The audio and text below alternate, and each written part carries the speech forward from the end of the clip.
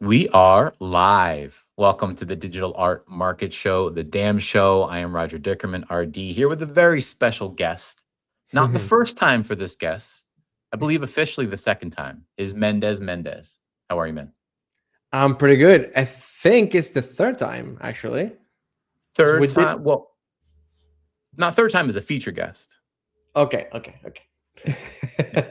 The second time is like one-on-one, let's do this thing. But you're the be- absolutely right. Third time on the show. the best kind. Yeah, dude. Thanks for having me. Dude, after that week in Mexico, it's like that just solidified the connection that we had after a couple like in real life meetings, couple of beers here, a couple of beers there. But just spending a week in Mexico through all that kind of adventure, dude, I reminisce those days, dude. It was the best week. I mean, the best week. Like when can we think to replicate that? It was such a strange confluence of circumstances, a wonderful group, a wonderful cause, a romp around four separate locations and themes and things, and just a good old time. One that I still feel very grateful to have had. Hey, it was cool to see you in action, just committed to the daily practice day after day. Oftentimes, we'll be on our laptops, just getting our dailies done. Yeah, dude, it was awesome.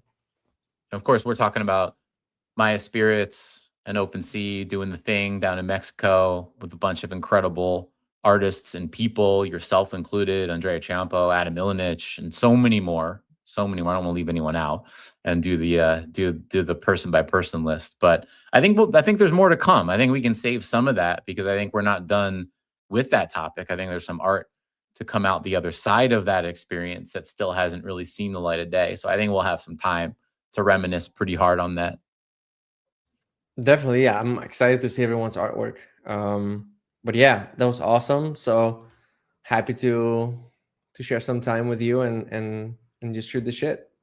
Let's go, man. Well, listen, today we're treating this as a long form dialogue. You're part Hmm. co host, you're part guest. You have an incredible release coming up, Entropy. We're going to talk about that.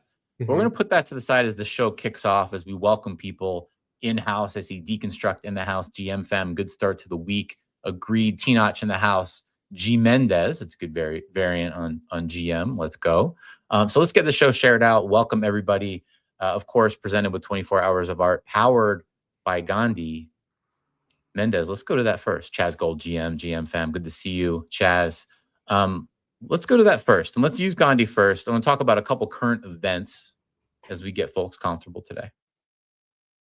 Let's see how All right. spicy we can get. Spicy week. Here's number one. First thing, biggest loan ever. Biggest loan in history. It's right there. There it is. CryptoPunk 8348. Biggest loan in history is the loan that keeps going, gets renegotiated to $2.8 million. It is, of course, a 7 trait punk of seed phrase. What are your thoughts, Mendez? My thoughts on this are not that many because I've purposely not educated myself on how these loans work.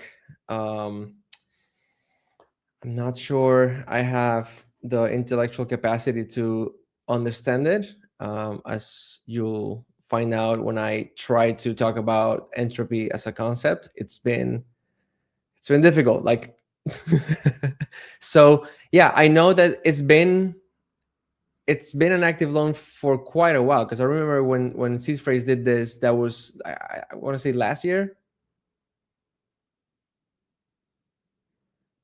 Let's see. Let's see if we can let's get our official. There it is. 1 year ago, November 27, 2020, a little more than a year ago, actually A little closer to over, yeah. 2 years ago.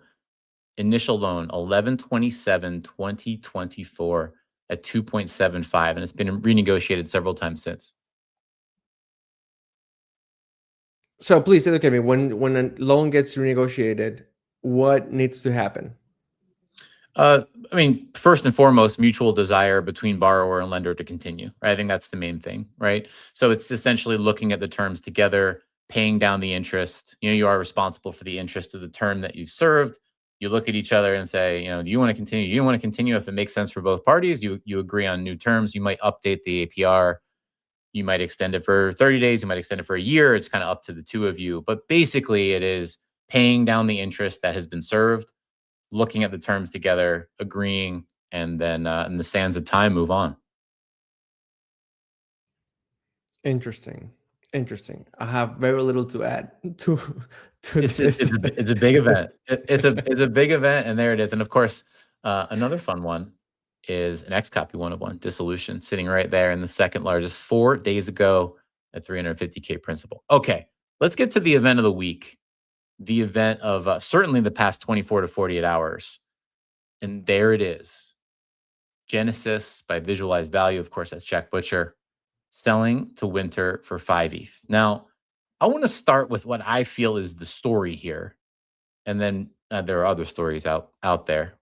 But let's start with what I feel is the story, and I think for that we might as well just pull up the page. So this is Jack Butcher's first mint on Super Rare. A little play, as we know, Jack Butcher heavily into conceptual art. Usually there is an entire thought process behind what visually and aesthetically looks like a very simple artwork. But in this case, this artwork is minted all the way back in on September 5th of 2023. And it doesn't sell, right? I think that's the first interesting thing here. This artwork doesn't sell. And Winter makes an offer on the day it was minted for 5 ETH. And that, again, that's not accepted by Jack and Visualized Value. It sits. And the thing about Super Rare, because all the bidding is on chain, is when that bid sits, that is an actual ETH position. That is not a fictional bid. That is a real 5 ETH backed bid. That 5 ETH actually has to be canceled and removed by the bidder if they want to nix that. And in this case, Winter very much does not nix that. February 10th, 2026, surrounding a Super Rare event, the auction starts. And that auction ends up being won. We're scrolling through a number of bids here, and it ends up being won with a bid of 0.544 ETH by an anonymous wallet. Now, fun fact, if you're following along, at any point in time, this anonymous wallet could have hit that 5 ETH offer. So in other words, they want this is a nuance. This is a quirk. A number of people aren't aware of this. Sometimes it's I know at one point in time, I'm not sure if this has been remedied, but in one point in time, that offer wouldn't even show, let's say, on mobile, whereas you could see it on desktop, right? So this is a quirk and a nuance of Super Rare that maybe a lot of new collectors aren't readily aware of. And so whether or not this person who won the auction for 0.544 ETH was aware of it or not, we will never know, right? Certainly no one else is aware of it, or else it would have been bid up pretty close to that 5 ETH that was just sitting there waiting to be had. Now, all these wallet transfers mean nothing because this person is trying to sell the artwork. They are trying to repetitively sell the artwork as this time is going. They had it listed at 10 ETH. This is on Gandhi, actually. They've sold 10 ETH, 7.77 ETH, 7 ETH, 6. I'm just throwing numbers out, but they had it listed a number of times. They're walking it down as the days go by. And finally, from the original wallet, they end up accepting this 5 ETH bid from Winter and completing the circle and rant. Kind of a crazy story. What do you think, Mendezmendez? So from experience, not personal, but just from observing listings on Super Rare, it's not uncommon for an artist to mint a piece, have it displayed on Super Rare, and receive offers. If the artist had a plan of a release for that piece, they're not going to accept the offer. So in my mind, that's what happened with Jack. He might have minted this without the intention of selling it. He just minted the piece and just let it sit there until something came up, like this curated drop with Super Rare. So I'm not really surprised that Jack didn't accept the offer right away. The most surprising part to me is the oversight of all the bidders that they didn't see the offer. Like nobody bothered to scroll down the activity tab. I mean, it's just like this movement away from making like a couple ETH, easiest ETH you can make probably. It's well Well said, man. And I'm actually curious, Jack, if you happen to be listening to the show right now, congrats on some recent events. But also, I'm so curious, did you even know heading into the super rare auction in the year 2026, the current year, did you even know that there was a standing offer from Winter on super rare? Because again, I think a lot of the world was just not thinking, myself included, not thinking about it until after the fact. And then it sells for 0.544. I think it was actually MDAC who was the first person in my world, at least, to put those pieces together and to say, hey, there's actually this standing offer of 5 ETH.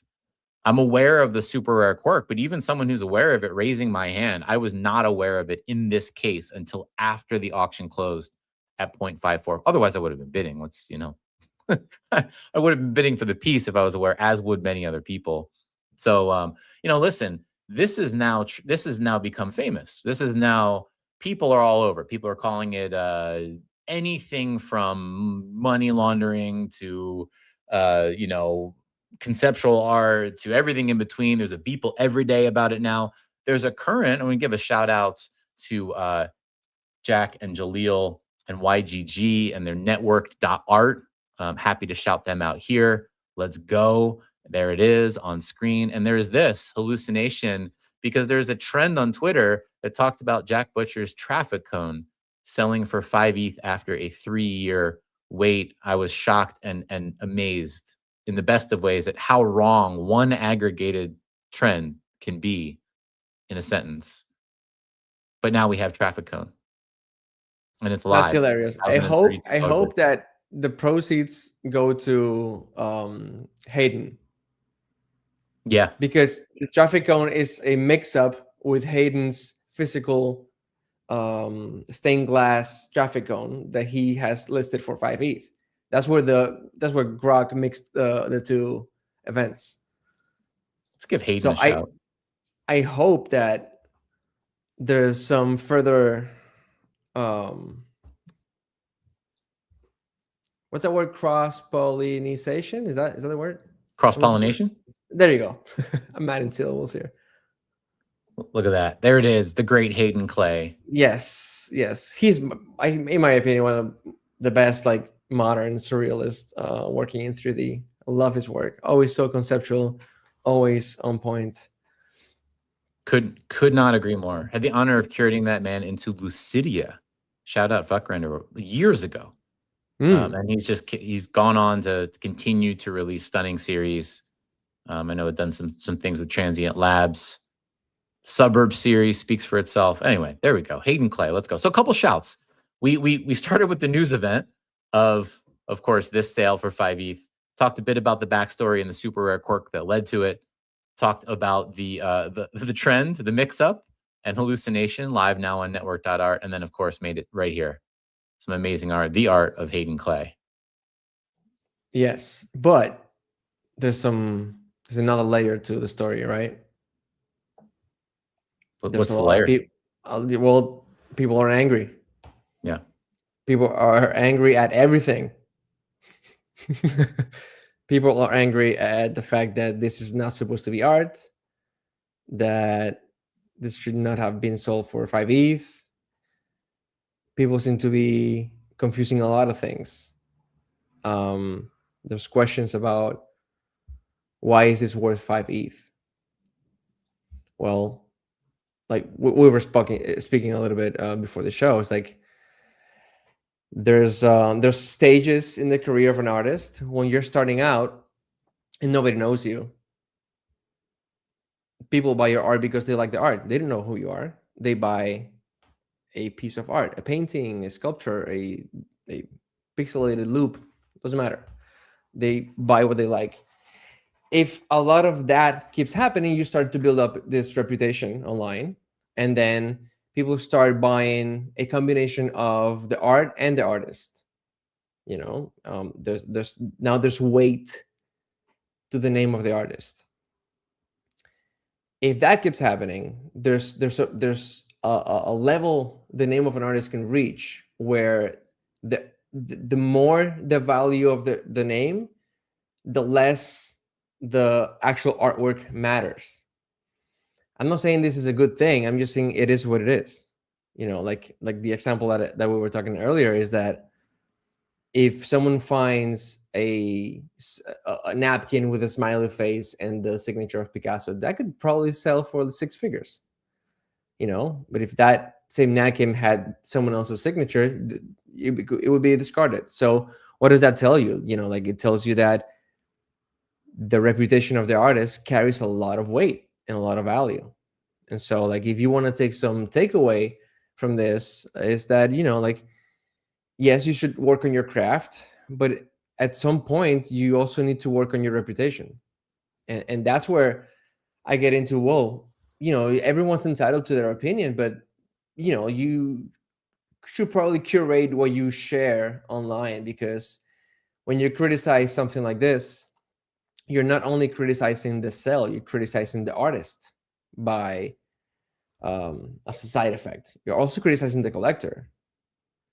And sometimes people criticize an entire project with dozens of artists in it, with hundreds of collectors in it. And so, like, if you're trying to build a reputation in the space, I'm not saying to self-censor. Like, speak your mind, but know that by speaking your mind, there's consequences. There can be good consequences and bad ones. So it's important to be aware of what we share online, because it might turn out to be a huge disservice to your reputation in a space that you want to grow in. I'm with you, man. And I think that, as we know, I think social discourse gets very polarized, and it tends to build on itself and spin out a bit when it trends far in one direction or the other. People start talking over each other, and I think lose the plot a bit. And I think some people intentionally mislead, and others just maybe playing into a moment.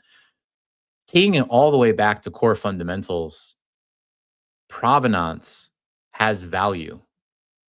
And there may be people that don't like that. They may prefer, call it fundamental artistic merit or craft, or whatever words you may put. You may prefer that.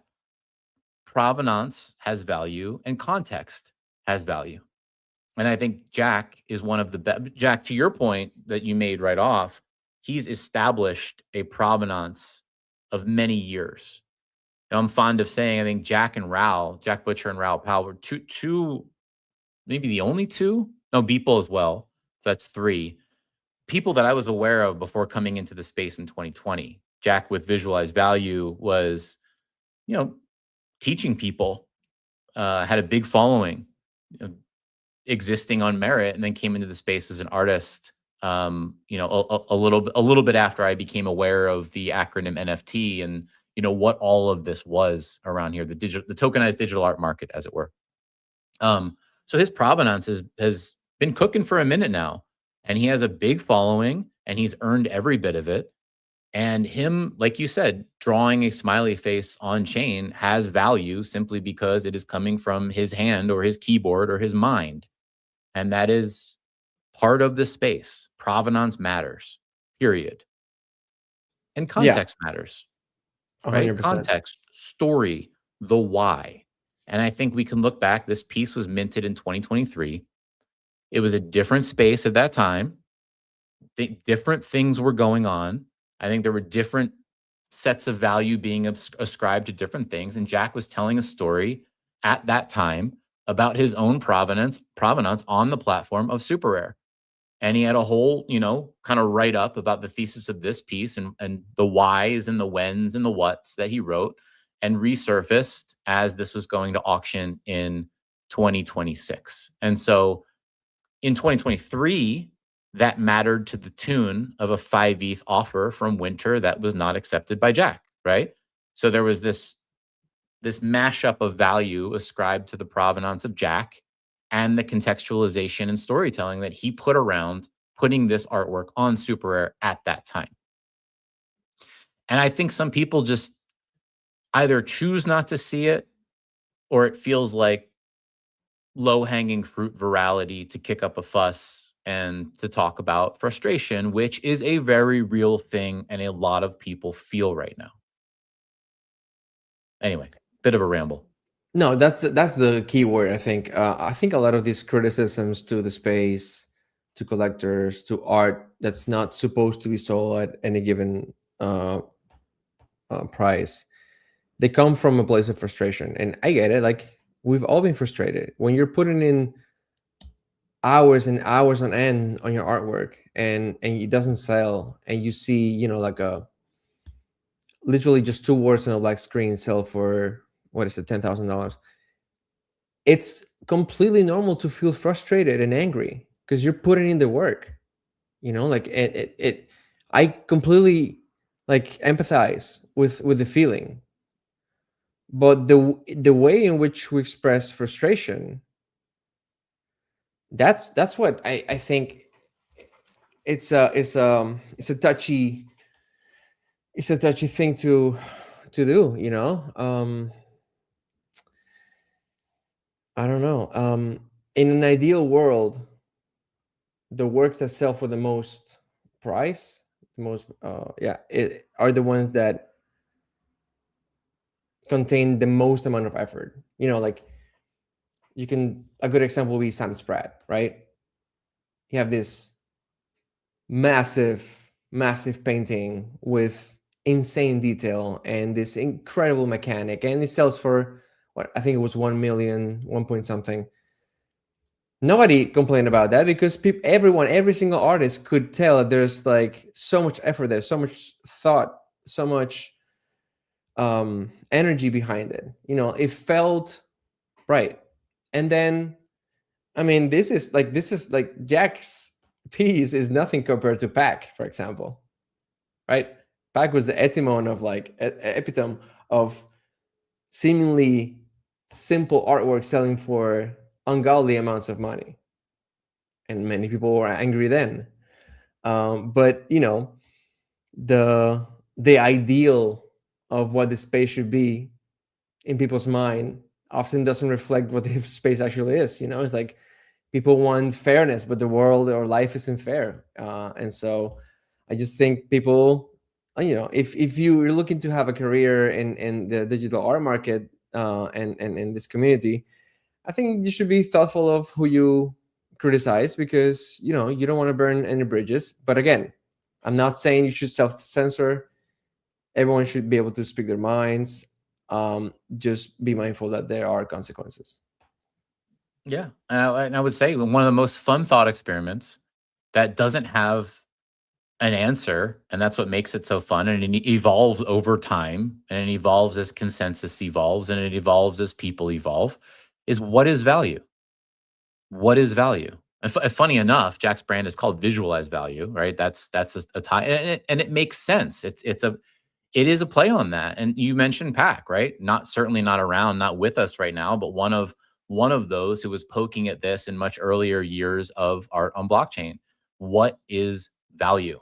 Where is value held? Where is value stored? Where do people see value? Is it the title? Is it the token? Is it the provenance? Is it the content? Is it the description? I just actually clicked on the details. The description here to this piece is one of one.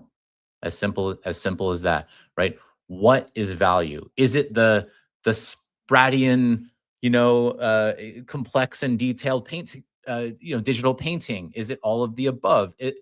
I think the answer is it's all of the above, and the variables are constantly changing. The weighting of the variables is constantly changing depending upon the storytellers of the moment, the market machinations of the moment, and where we find ourselves. And that's going to be a good answer for some, and it's going to be a very insufficient answer for others. Yeah, and also value is very subjective.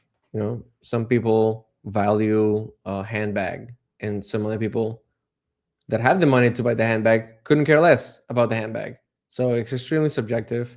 And also, there's, again, I empathize with the frustration. I've been there. Like, I was an underdog for many years, and like somehow I worked my way up to wherever I am now. Um, but um, damn it, I lost my train of thought. Value is subjective. Yeah. let's turn the page. Let's go. Let's Yeah. go to something fun. That was Sorry two about that. topics. We led with the seven figure, the largest loan in history. We progressed to the talking point that really captivated the past 24 to 48 hours. I'll leave the last one to you, Mendez. If I showed you a spread of what has happened, let's just go the first 3 days. Give me an artwork that stands out to you, that fits within something that you either saw in real time, that interests you, that intrigues you, that you want to talk about for a minute. I really like RJ's work lately. He has a very unique approach to like digital glitch painting.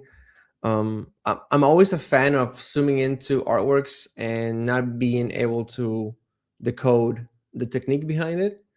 There's some magic behind not knowing how something was done, and he continues to do it. I love how his style is evolving within that aesthetic as well. So yeah, big fan of RJ for sure. I'm really happy when artists, that's one of the examples where like I see that win, I'm like, yes, that makes a lot of sense. Oh, I remember what I was what I Tell me. forgot earlier is that people also hijack the psychology of collectors, and there's ways to social engineer your way into becoming a hyped artist or project or anything like that. So there is something to the frustration and the criticism. Sorry, fine. Thank God I Final remember that final thought. Mendez rests. yes. And here, of course, you say RJ, you have three to pick from. It was literally every day on the last 3 days. Of course, two of those days that was on the release with Gallery Met, and then the past 24 hours was a one-of-one sale to Ronald Ong, artist to artist. I like seeing that. I always like seeing when an artist goes out of their way to acquire a work from another and has something to say about it, and respect is shared. Shout out Ronald. He's also a collector of mine. I've collected his work.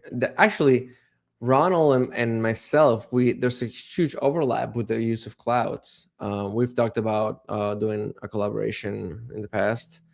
We've actually talked about doing a space with Daniel Koth because we're all about clouds. So like the sky people meet or something like that, and doing some sort of space from three completely different time zones because Ronald is in Asia, Daniel is in California, and I'm in Spain. So Man, that dude, you let me know if I can play a role in the Blue Sky special. I'm here for it. Just act as hell some yeah. sort of a moderator. I'd love to see you guys chop it up. But here it is. Here's the piece, The Call, that Ronald Ong acquired. Jules in the comments says a clouderation. I love it. GM to Jules, GM to Ayla. They're two of my favorite artists in the comments. Ayla El Musa, that is the Queen of Waves. Shout out both of them. Love Jules. So this piece by RJ, you can see the evolution in the style here. The intricacy of the textures, the drapery, the textiles. Yeah, he's evolving in this style, and I just love to see the craft. I'm big on the craft, like that's why I do my dailies. I'm obsessed with the actual process.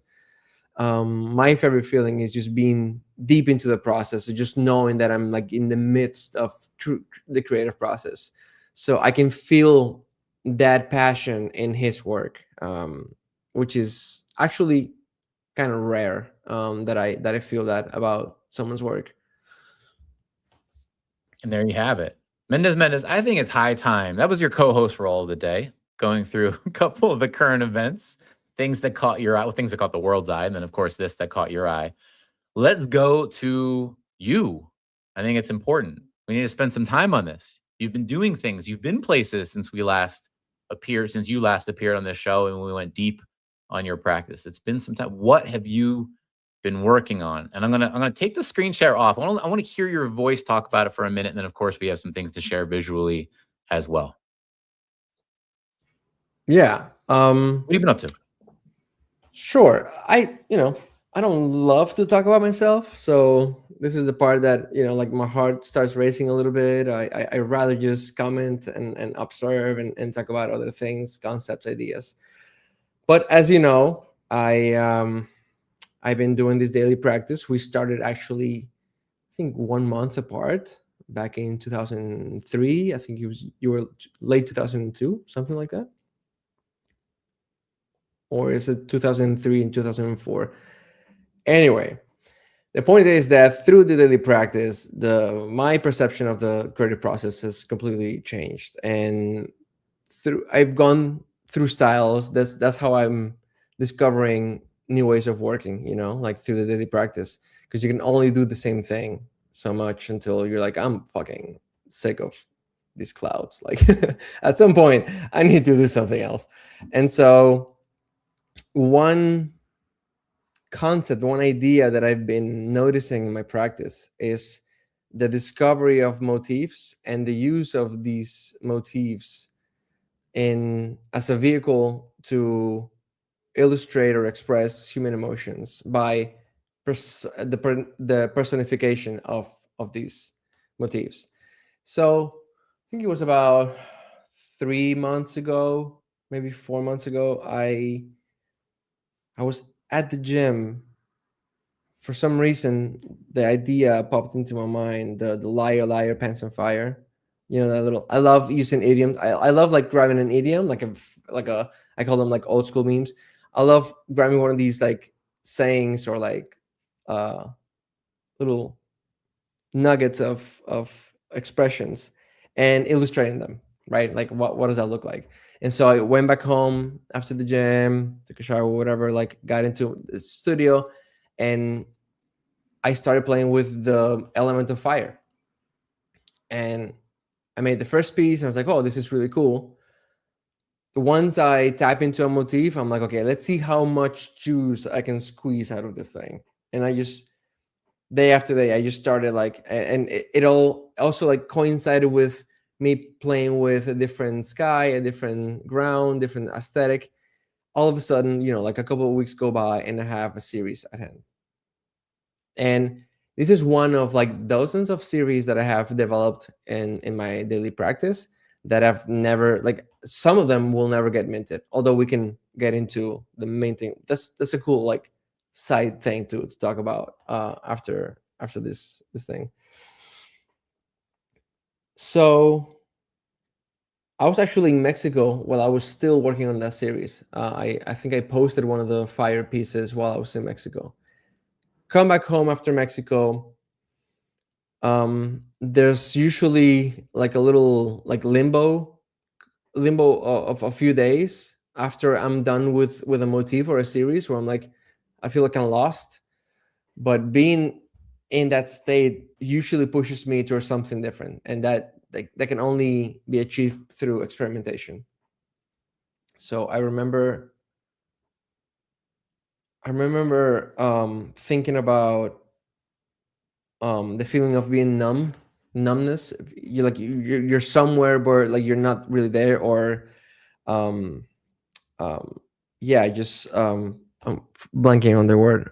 Maybe I'm not fully there here today, but I'll do my best. um Dissociation, this feeling of I'm here but like I don't feel like I'm here. So the way I wanted to illustrate that was through TV static and noise. I made a piece about a guy who's sitting on the couch, just like slouched with a remote on the side, and his upper body is retexturized with TV static. I barely do animation, but that felt like an easy way to do animation, because it's just a sequence of textures that you put frame by frame and gives you the effect of static. That piece really caught a nerve, and like a lot of people liked it. People felt really identified with the sensation of like just noise as a texture in the skin. This feeling of numbness, of feeling static, that's how the piece is called. And once again, I'm like, okay, we have something new to explore. And so I kept exploring and exploring.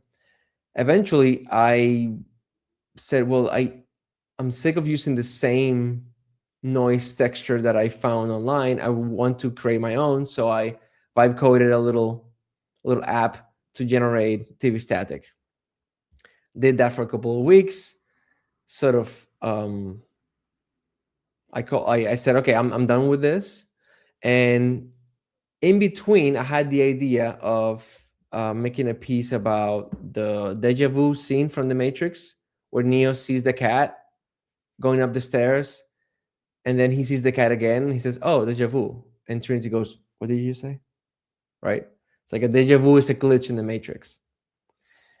And so I remember I took an actual screenshot from the scene. I reinterpreted with AI to give it like Renaissance oil painting texture that I like to use.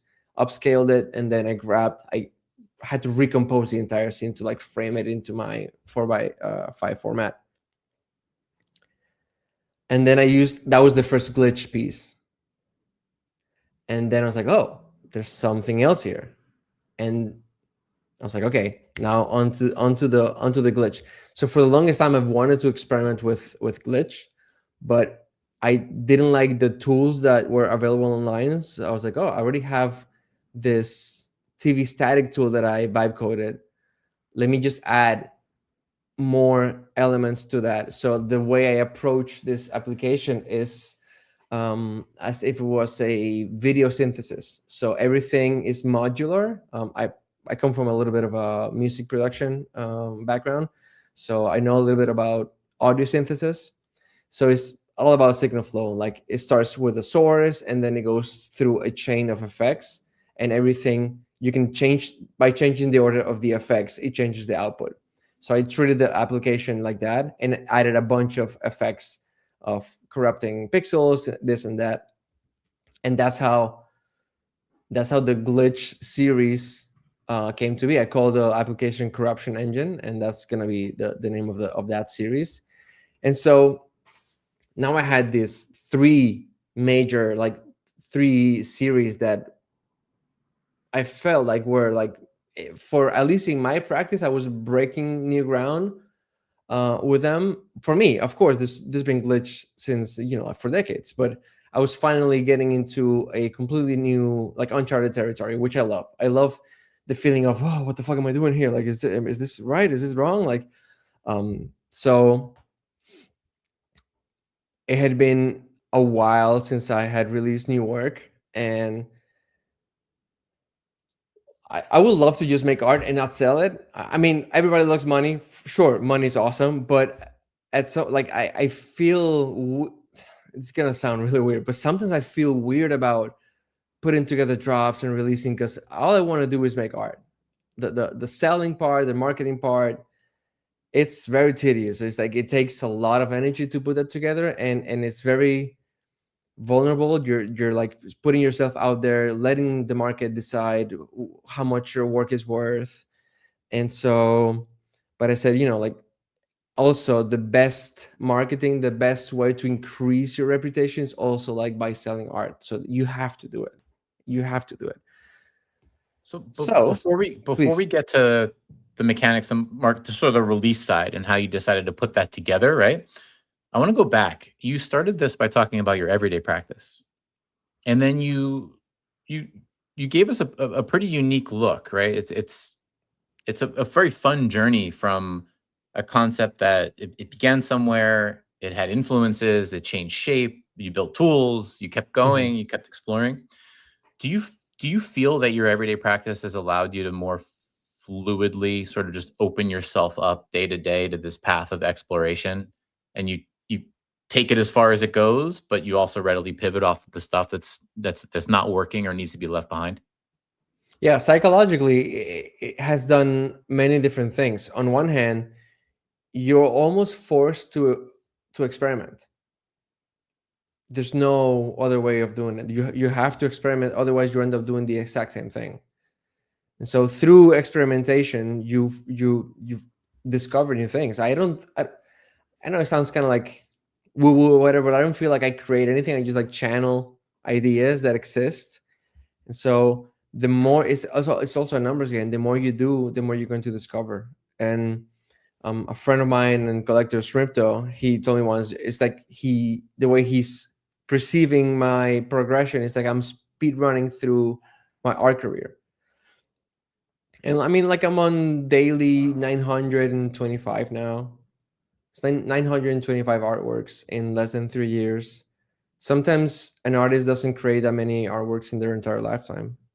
And so the way I think about it is like, if I hadn't committed to the daily practice, all this work wouldn't have existed. And so now that I'm deep into it, like I'm never gonna go back to not making dailies. I will keep making dailies. Sometimes it's very painful. Sometimes it's like, man, there's days where I'm like dozing off. I have no energy. Like I just need to put something together, and sometimes it's kind of embarrassing the pieces that I publish, because I would like to be proud of everything that I share. And oftentimes I'm like, well, here goes this hunk of shit off to the to the internet. Hopefully people scroll by it because I don't want anyone to see it. But I'm committed to the, like, it's part of like OCD. Like I can't miss a day now. No, nothing. What? Okay, what happens if tomorrow I don't post a daily? Nothing. Like nothing's gonna happen. But to me personally, like I can't allow that to happen. It's funny you say that, right? Because I think again, we start. You mentioned what? Not you said 920, 925, somewhere in there. Yeah. So I think we'll both reach 1,000 every now. Obviously, we're doing different things, but still we'll reach our everyday marker of 1,000. Right around the same time, about a month apart. There is that line of logic where people will say to you sometimes. People have said to me sometimes where if it's a harder day or I was out at a concert with somebody, like, really going to post your report tomorrow morning? What's the worst thing can happen? What if you don't? And you go through the mental logic, and it's like, oh well, I guess you could excuse it away, or people would excuse away a day, or you start to, it doesn't matter that much, but it matters to you. And I think that at the end of the day, you do end up attaching a piece of your identity to it. So it becomes more of a self reckoning than a reckoning with, let's say, external consequences.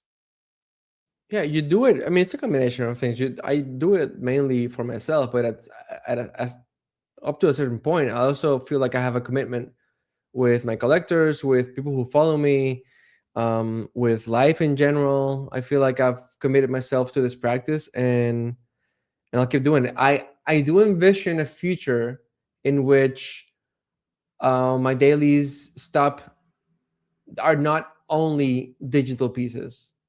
I see myself in the future. For example, like I spent a couple days in France last week, and I went to the Matisse Museum and I saw his collage work, and I saw some clips of him working with paper and putting things together. And whenever I do that with my daughter, there's this different energy of like improvisational, like physical work, and there's a non-zero chance that every couple of days I'll post like a shitty paper collage that I really like because of its form and composition and color. And so, or maybe I used to be really into photography in my college years, in my early 20s. Maybe some days will become photography, or maybe one day all I have is my cell phone and a notepad, and maybe I'll make a drawing, and that's gonna be my daily.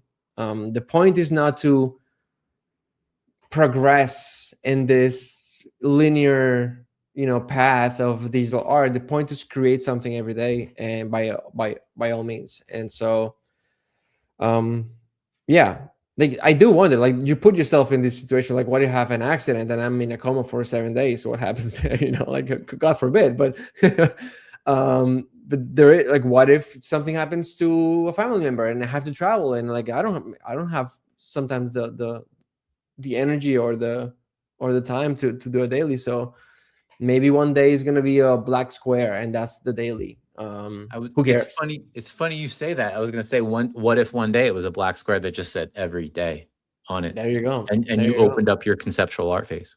Yeah. Well, Chaz Gold says you're not alone in any of those feelings and thoughts. He knows the feeling about dailies. He's been doing them since the start of the year. Let's go, Chaz. That means, where are you? That means you're about 200. Hmm. You're right about it. Congrats. So if that is indeed the case, congratulations on 200. It's a big milestone. Yeah. Yeah. Yeah. And I do encourage everyone to create something every day. It doesn't have to be art, it can be anything, just even if you just want to go on a walk for 30 minutes every day, something clicks in your mind when you have a routine, a daily routine, and stick to it. Magical things happen. It's again kind of woo woo, but like highly encourage everyone to choose something, however insignificant it may seem, and stick to it for a year and see what happens. It's motion, it's action. And I think that um, you know, what you experience and what you're able to achieve and what you're able to accomplish and what you're able to tap into that you were completely unaware of on step one or day one and becomes apparent on day 10, 100, whatever. It, it does venture into that magical land. Vinny Hager in here says a walk a day keeps artist block away. There you go. So many, dude, so many ideas for artworks I've had running. I don't I don't walk that much because whatever, I'm kind of lazy like that. But I like to run, and again, it's that runner's high. Actually, the mechanics for the release this week came from a run. There you go. I I had I recall, I recall being on the show with you talking about a surf story. So no surprise that you would tap into another physical activity. Yeah. It's this the endurance sports, swimming, running. It's sort of like trance inducing, because you're this repetitive thing. You're forced to breathe in this repetitive motion, and I think that allows for the brain to sort of like tap into something and pull ideas from there. Well, I think it is high time, sir, that we featured the product of all of these inspirations, these twists and turns. And I know that it's you express some of the complexities of taking art and then packaging it up to ultimately release, to ultimately be collected, yes, to ultimately be sold. I know that is there's mixed feelings around that, and yet it is part of it, and it's necessary to an extent. And here we are. We're at the doorstep, and let's talk about it. Can I share a site? Please do. All right. So you're going to coach us through this. This is Entropy Yes. on screen right now.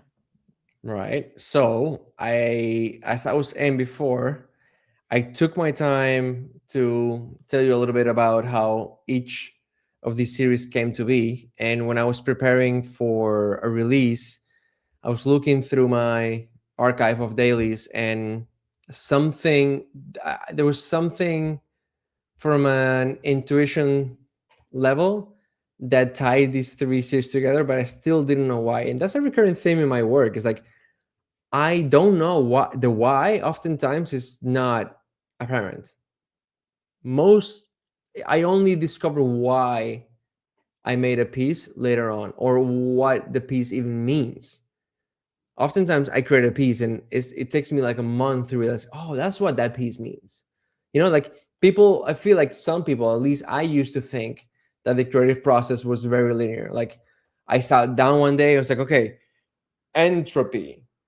Okay, what is entropy? I'm going to make a series about this and about that and about that, and this is going to be a fire, and this is going to be Stevie static, and this is going to be glitch, and this is all like mastermind sort of like plan that then trickles down into the artwork and then the release. But it's the opposite. It's such a like convoluted way of things making sense. But looking at the three series, I realized that it was going to be something about chaos. You have combustion, you have diffusion, you have corruption, and they all the Venn diagram of those three things is entropy.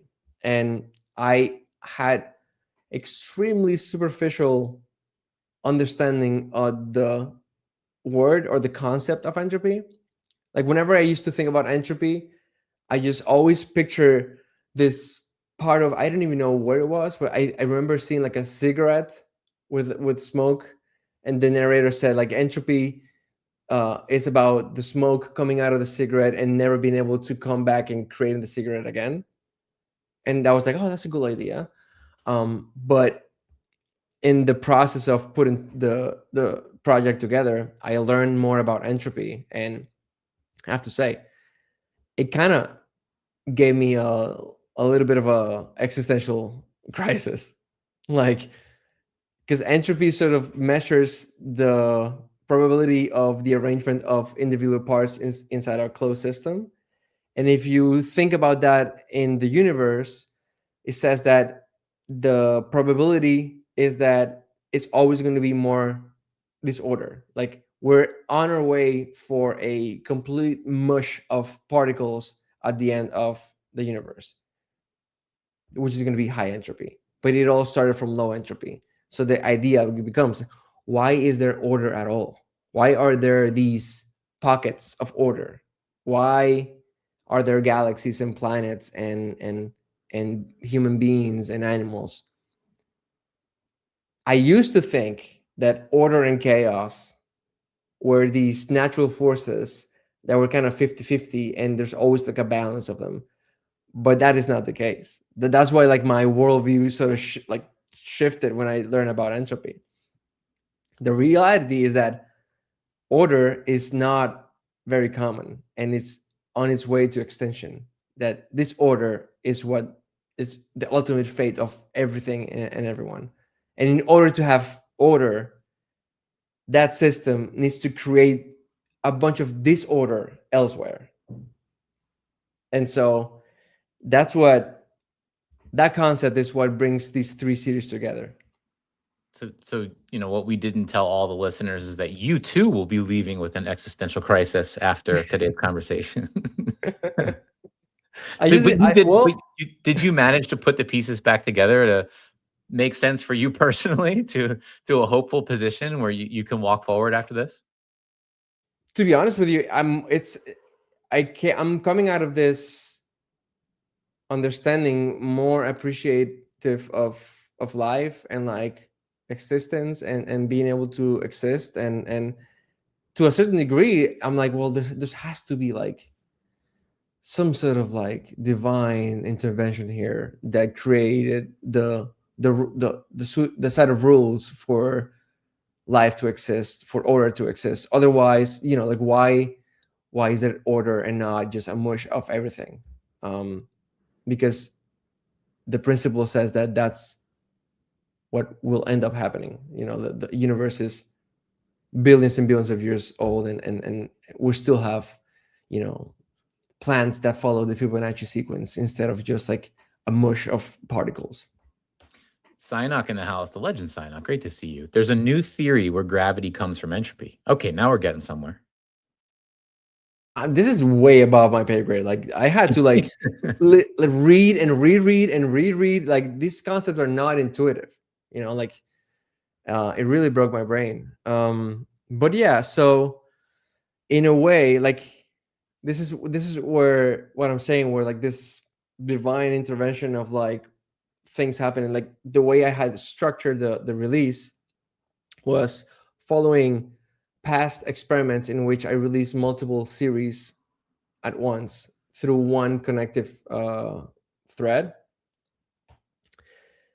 And I do like the idea of the market dictating what the supply should be, what the price should be.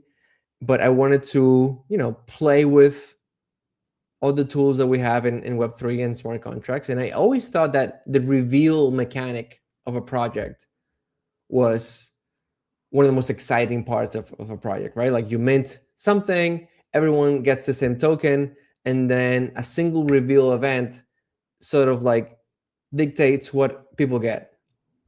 There's rarity involved, this and that. And so I had the idea of like, okay, so that's cool. I would love to work with that idea, but why only one reveal? Why does it have to happen in a single event? So mixing everything together, I came up with the idea of releasing these three series at once through this one open edition token. The token will be sold for 24 hours. Once the sale is over, the token will get split into 3 series. The combustion is going to take up 50% of the supply. The diffusion is going to take up 35% of the supply. And the corruption series is going to take up 15% of the supply, making it more scarce. Scarce? Whatever. That's going to happen. The sale goes live on Thursday until Friday. And over the weekend, we're going to reveal the 3 series. And everyone starts with the same token, and then people get assigned one of 3 series, depending on how many tokens they mint. Then, starting on Monday of the following week, you were going to say something? No, keep going. Okay. I'm not going to break this train. Then on Monday of the following week, we're going to start the reveals. So for every day of 2 weeks, one artwork in every single of the 3 series is going to get revealed. And we're going to start with the highest size editions. So for example, in day 1, the first piece of the combustion series is going to reveal an edition of 100 or 70 or 50. I don't know the numbers because the market will dictate the numbers. Say 100 pieces in combustion, 75 pieces, 70 pieces in diffusion, and 30 pieces in corruption. The second day, lower supply. The third day, even lower supply, and so on until we end with a 1 of 1 in each series. So as time goes on, the unrevealed artworks will become more scarce because they will represent lower edition artworks in the series. So that's interesting. So now I want to clarify this. So does the totality of the mint take place first, and then there are these stages of reveal? Correct. So if I hold an edition and I'm not part of the first reveal wave, I sort of move on in a sense, and I know that my edition is scarcer than someone who's has been revealed on day 1. That is correct. All the way until raising my hand. Spoiler alert. Sorry, everybody. I'm the last person standing holding the 101. That is correct. So 3 people will basically mint a 1 of 1 for 0.04 or 369 or 3. So That's the fun. actual, yeah, it's fun, right? Like it's maximizing the mechanism of the reveal to like increase scarcity in the collection as time goes on through these reveal mechanism. If I want to win 3 times, like if I want to be the sole possessor of all 3 1-of-1s, can I buy 3 editions on one wallet, or do I have to create 3 different wallets to, like, is it edition by edition? You will allow a single wallet that possesses a ton of editions to ultimately win multiple, It's or not do I up have to to spread them me. out? Yeah, it's not up to me. Like it's just gonna be like the artwork assignment is gonna be done randomly. You might, if you mint, let's say you mint 10 tokens, you might get repeated artworks once they reveal. Is really up to a randomizing algorithm. I like it, man. I It's like it. entropy. And then the final like sort of click that blew my mind is that the entire mechanics is using entropy, because it starts as a low entropy state where everything is the same, and as time goes on, it gets more disorder into like different artworks. Talk about decision to mint this on OpenSea. Right. Because this idea also came from a run. It was a mixture of things. One, in Mexico, we met with Adam, clicked with Adam. I was like, this guy is so freaking cool, like hardworking, puts a lot of his energy in the space. He's very self-aware, knows what he's doing, knows the position of OpenSea in the market, gave us some insight of all the work that goes behind keeping OpenSea running and And so I just wanted to do something with Atom. I didn't know what it was gonna be. And also on the second part of the equation, I had the reveal mechanism is very much sort of like a PFP native thing, right? And so I felt that the mechanics were appropriate for OpenSea, while at the same time the artwork was the art centric artwork. It's kind of a counter, what do you say, when you're doing something against the grain, Hmm. like you don't see like most of the releases you see on feature drops and OpenSea, they're basically PFPs or large collections of collectibles. So once again, in my effort to like say, what if I release artwork on OpenSea through a feature drop? Like what's gonna happen? What's gonna happen when I mix the traditional mechanics of drop on OpenSea with um, complete art centric release? Is it gonna attract people who would have never minted art before because of the mechanics?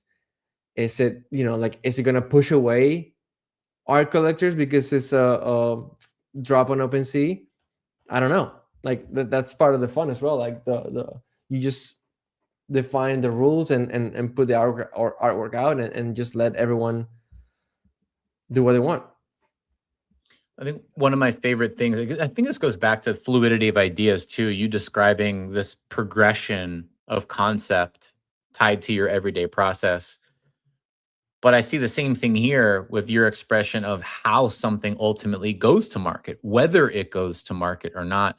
There is a fluidity there as well, where it is the idea evolution, and in this case, this idea of a staggered reveal catching your attention and then thinking through where is the best place for that. How is this best rolled out? I like how fluid you are on both sides of the process that very much go hand in hand.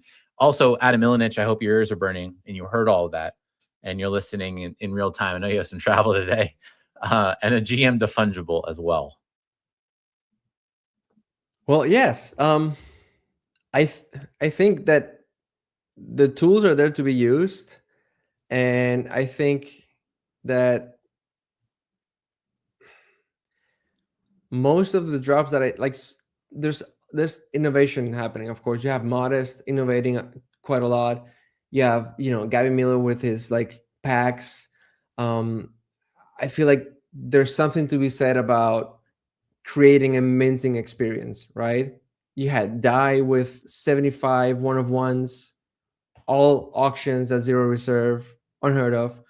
Um, it it takes a little bit of courage and it's a vulnerable thing to do, but like someone has to push the boundaries, someone has to push the limits, and then maybe hopefully if this goes well, other people might borrow the concept and apply it to their own practice and their own release. And like I've always said this, like we benefit from new metas, right? Like new ways of doing things. Like the open edition meta was huge back in 2023,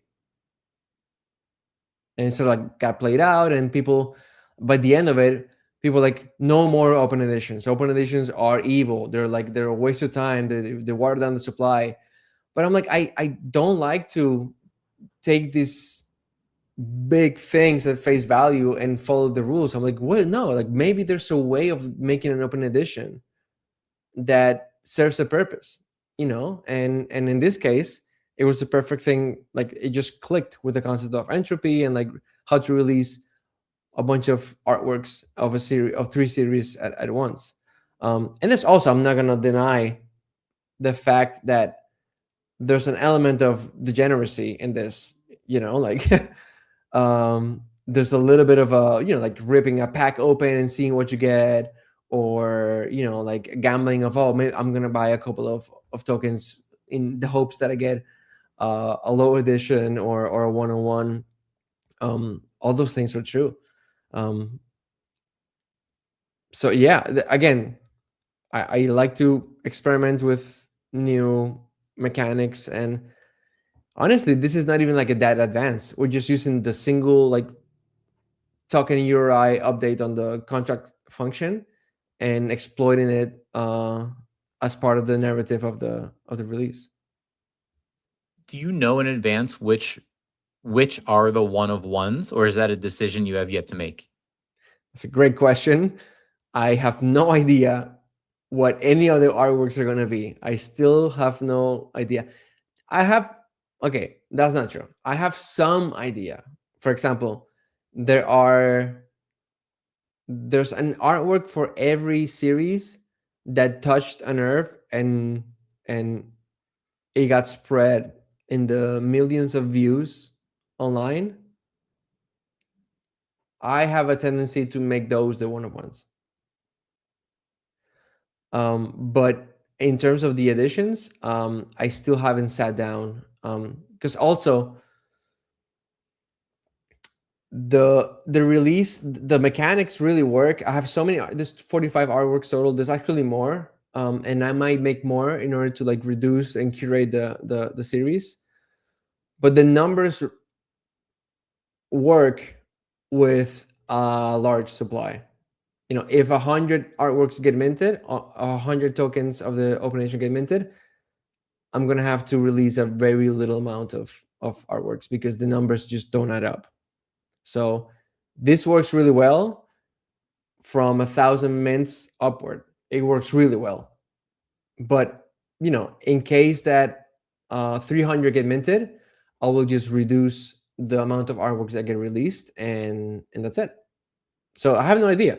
Maybe 300 get minted, maybe 1,000, maybe more. Who knows? That's part of the fun. So I'm not going to ask you for a favorite, but I mean, you're such a generous sharer of your inspiration, and I feel like you're very comfortable in the pocket, right? To use a little football analogy, like you're very comfortable in the pocket of your art. You're very at peace with talking about it and talking about sort of what led you to certain decisions and certain artworks ultimately. And I recall that, of course, with Soul Arch, the surfing artwork on Super Air with First Impressions. Like I vividly remember the conversation with you about that artwork, why it was special to you, and you had kind of picked it out of that collection. So I'm not going to say, what's the most special artwork. I think that's a fraught question. I'll phrase it a bit differently. What is one artwork, as I just sort of scrolled through the totality of these three categories and sort of side scrolling through each individual artwork?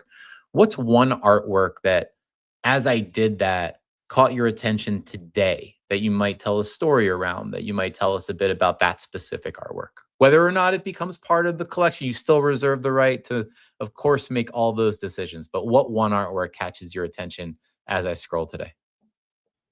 That's a very interesting question because I have favorites for very different reasons. For example, like the first piece that I made of every series holds a very special place in my heart because it was the first one. It's like, oh, this is like the breakthrough that led me to a whole new series. So feeling static of the guy, you know, slouching on the couch, that was a special one for me. It's really hard to choose, man. That's the most difficult question that you can throw at me because I could tell a story about each of them. For example, the Christ, nailed to a cross of browser tabs. Like I've had the idea of creating a piece of art with browser tabs for like 2 months. And then all of a sudden, wow, like the idea, the visual just came to my mind of, oh, of course, it's just a crucifix. The hero image of the page, the two hands and the globe at the very top, that, like, to be completely honest with you, I had the idea of the two hands. I had the asset ready to make a daily. I was on my last day of the trip last week in France. It was 2 hours before I had to drive to the airport to fly back home, and I had to make that the daily to the of the day, right? And I had the assets. I was in my friend's living room, and I was like, okay, great. Like I had forgotten I had the two hands. I was like, okay, what do I put in the middle? And I was like, oh, perfect, just a planet Earth. I was like, oh, I let me run the planet Earth through like a little video synthesis with my corruption engine. I threw it together in like 30 minutes, 45 minutes. Posted. As soon as I posted, I had to like run, get the rental car, drive to the airport, and then I don't know what happened. It got 3.4 million views. Well, not only just the pure virality of it, but it feels absolutely perfect as a banner image for this series, Entropy. Right? Like it's I don't that's why I mean when I say that sometimes there's very little intentionality in my work, and I'm just letting the creative energy run through me and onto the screen, and that's why sometimes I it's hard to even take credit because like I'm just, I'm just letting things happen. Sometimes you have to get it out of the way in the creative process and just let the thing, come to life by itself.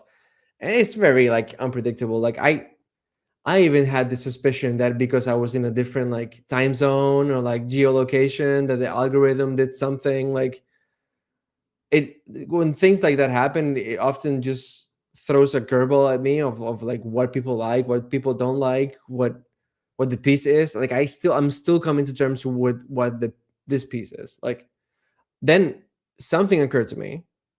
Sorry if I'm rambling. All rambles are welcome. I feel like this can be the show of chaos.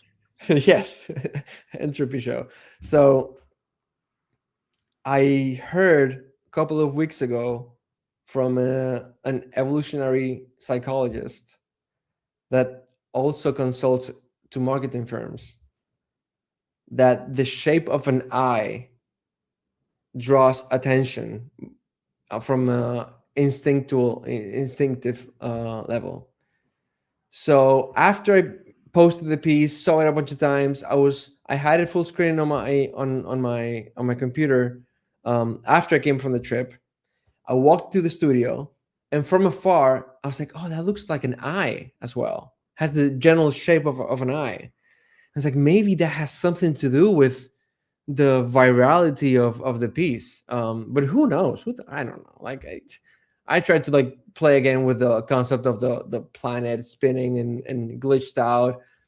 Nothing happened. I was like, okay, like I have this is not predictable. Like I'm just gonna keep doing my thing, and when something hits, it hits, and when it doesn't, like you always have the next day to make up for it. Well, I feel like at this point, I'm hoping this makes it into the collection. Just gonna throw that out there. It will. It will. So here's the maybe a final question as we wrap up Entropy for today. Put yourself in your own shoes. It's Mhm. Thursday. It's 3 p.m. Eastern time. What are you doing? How do you handle moments like this? Not good. Not good. I'm a nervous breakdown when that happens. I usually have to like have a couple of beers, reduce my brain activity, numb myself out a little bit, and just yeah, it's very chaotic. Um, of course, the when things go well, you feel like stoked, you feel happy, but it's also like all the attention and all that kind of stuff. I don't manage it very well. It may seem that I do online because like I try to collect myself and like really think about what I'm sharing. Like I said earlier, like being thoughtful about what you share, about what you're thinking, but I'm already nervous. Like I was setting up the mint page yesterday. I was telling my wife, I'm so nervous already. Like, but I'm teaching myself to like replace being nervous with being excited. So like, but yeah, I'll be in the studio watching it play out, talking with my collector base, the core, um, and just refreshing every 5 seconds. Um, one thing that allows me to sort of like calm myself down is that day, like was the a weird like segue. Days like that, where like there's so much work to do, there's so much attention, there's so much typing, so many replies, comments, all that kind of stuff. I still have to make it daily. I still have to sort of like put all that thing aside and get my head into like the creative process and make a daily. And that usually helps because that's like 2 or 3 hours. That's how long it usually takes me to make a daily. And so after I do that, it's like, okay, I got the daily out today. I'll refresh a few more times, then go to bed, and then the next day is just again hunker down in the studio, replies, comments, posts, updates, all that kind of stuff. Um, There's such magic to that because I can see this from my completely opinion from afar. I can see that going so many different ways in your creative studio, right? I can see it going like through the lens of you have all these feels, everything you just talked through, right? Sort of handling the emotions of the moment, all the things that are happening, flying around. I could see a world in which that you channel all of that and it just becomes this insane piece out the other side. And then I can see a world all the way on the other side of the spectrum where you have all the stuff flying around, all the feels, and you end up just mailing it in, right? Like sort of chopping wood, carrying water, doing what you need to do to sustain the everyday habit. But a lot of your attention is right, maybe rightfully so, elsewhere, right on the events that are happening. And you do what you need to do to get the piece across the line, and it becomes one to forget. I really can see it going either way. And maybe because this release sort of has these multiple days to it, these multiple stages, I'm sure maybe there end up being works that fall into both categories. Most of the time is the latter, is the second one. It's like Nah, you're just setting us. You're giving yourself a soft landing just in case you tear on fire and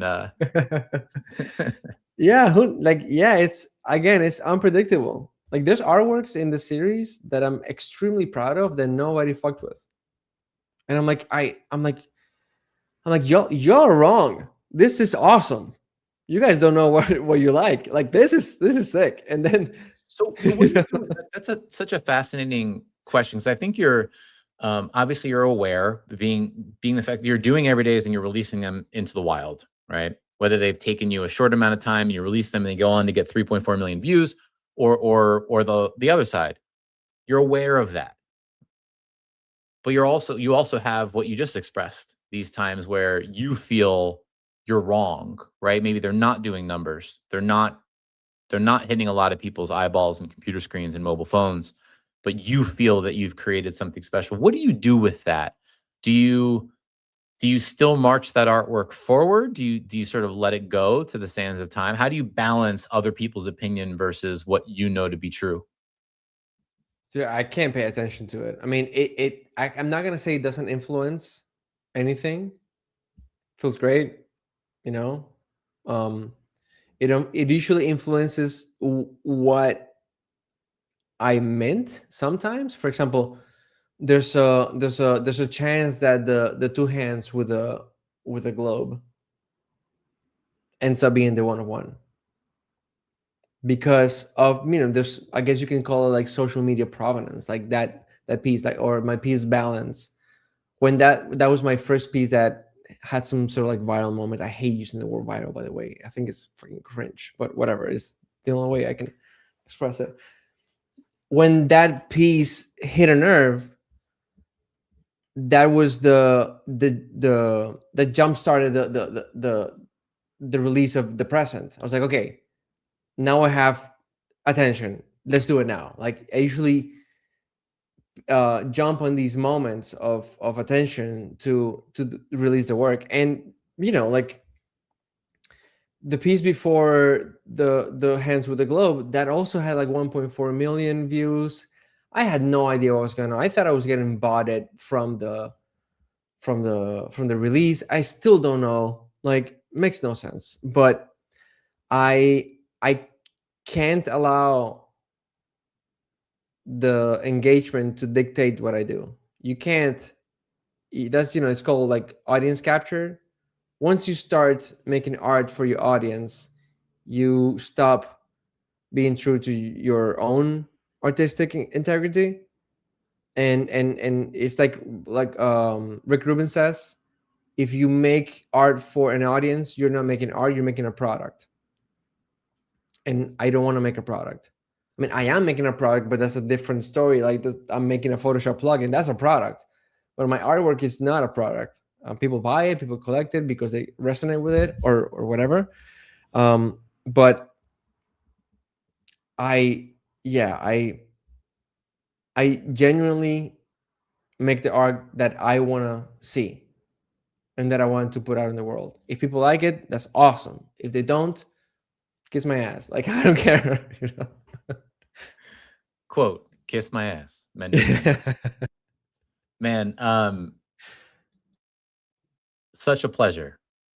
I said it earlier, I don't say it one more time. I appreciate you giving us that peek behind the curtain, telling us those stories, sharing that flow state, sharing the fluidity of ideation on the artworks themselves, on the mechanics chosen, their ultimate destination, and a lot of the feels attached to those processes. Um, so Thursday it is, man. We're sitting here on Monday. You got a couple days. You have a couple days, couple more. You gonna get out for some runs in the meantime? 100%. That's also something I usually do. When I click, release, the moment it's live, I go out and run for like half an hour, 1 hour. It's like I get all that excitement off of my body, come back with like more relaxed mind. That's, I mean, that's one way. But my main way of releasing anxiety is through hard physical activity, whether it's surfing or running or going to the gym. And I can tell that by the speed in which I drive on my way to the beach and back, or my way to the gym and back. It's like 120 on the way, and then on my back is like 80, just lay back, like super tired. So that's, yeah, I use that as a tool to calm my tits down for sure. I'm excited for you. The week of Mendez is now underway. GM to Aaron, by the way, thank you for coming. Thank you for joining us. Did it. Your third appearance, your second feature appearance. Oh yeah, dude. I told you I can do this all day. Like, if you want to have me at some point, if you miss a guest, if you need a co-host, someone to try to put sentences together the best way he can as a secondary language, I'm here for it. Roomies in Mexico. There's no turning Hell back yeah. now, right? Yeah. That's Yeah. right. That's right. Like I have my little Mexico souvenir. I don't think I feel like it's superstitious to show it on camera. I think so too. I think we so have a too. special story around that one. Yes, we do. Yes, we do. It's worked out so far. So It's far, been so good. blessing me with a lot of creativity, and let's see what happens on Thursday. But honestly, like regardless of the outcome, I'm just happy to have been able to release a large body of work at once, because it becomes an issue. Like it is a thing. Like you not once you have like such a large inventory of works, you have to manage this, Hmm. and you have to choose what to release, how to release it, and when I can put out like 45 works at once, so like it feels good to like put them on chain. If you don't mind, I would like to end with this idea that I've had, because it kind of relates to what I'm talking about now. I think we might be not misusing, but misunderstanding the purpose of the mint function, because we're only minting works to be sold. But if the thesis of tokenized artwork is to give provenance to the artist's large body of work, then in theory, we should be minting every single thing that we do, no matter if it's going to be go up for sale or not. But the whole financial aspect of this space creates this narrative that, oh, you minted something in order to sell it. But what happens if I die tomorrow and there's a bunch of work that is unminted? Like the state that my daughter is going to inherit is going to be the equivalent of Picasso's daughter when she got all the ceramics, all the sketches, all that kind of stuff. Not only those things still hold value, but they still exist. And if we're using the blockchain to immortalize artworks, then we should be minting everything that we do.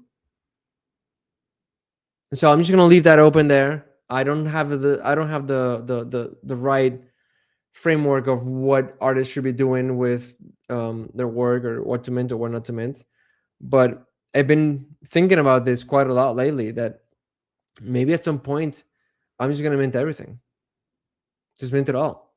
Put it in a contract, and then if I decide to release a series for sale, burn those tokens from the contract and mint them in a new contract for sale. Something like that. I'm still working out a good framework, but I think it's an interesting thought experiment.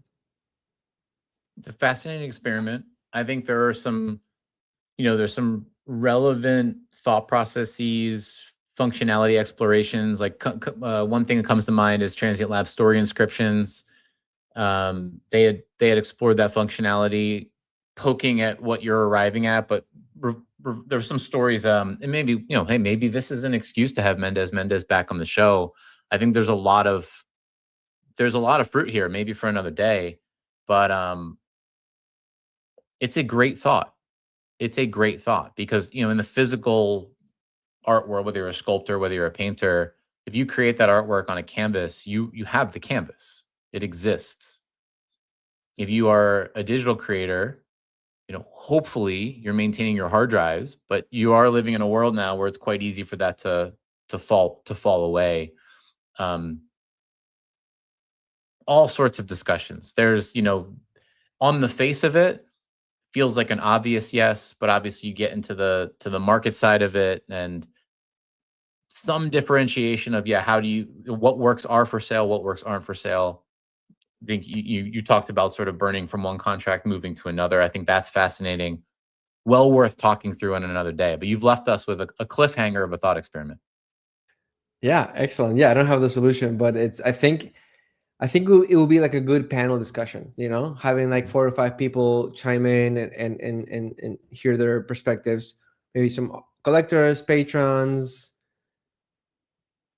platforms, artists. I think it's a good topic to explore, because again, I think we're underestimating the power of the mint function, because we're only seeing it through the lens of a sale or some financial endpoint.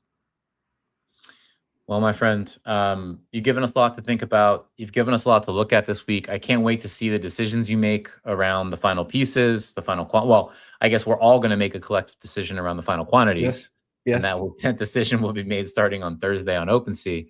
We got Jared Paz in the house. GMGM MRC says late to the party here, but best of luck later this week. MM. All right, man. All the best. We'll be tapping in, talking to you leading up to Thursday. Thank you, everybody. Full house today. Very Oh mimetic yeah, 690 views on the way out. Uh, beautiful. let's do this. Digital Art Market Show, the damn show. I am Roger Dickerman, RD, here with Mendez releasing Entropy on Thursday. Powered by Gandhi. Bye, everybody. Oh, thanks, Roger.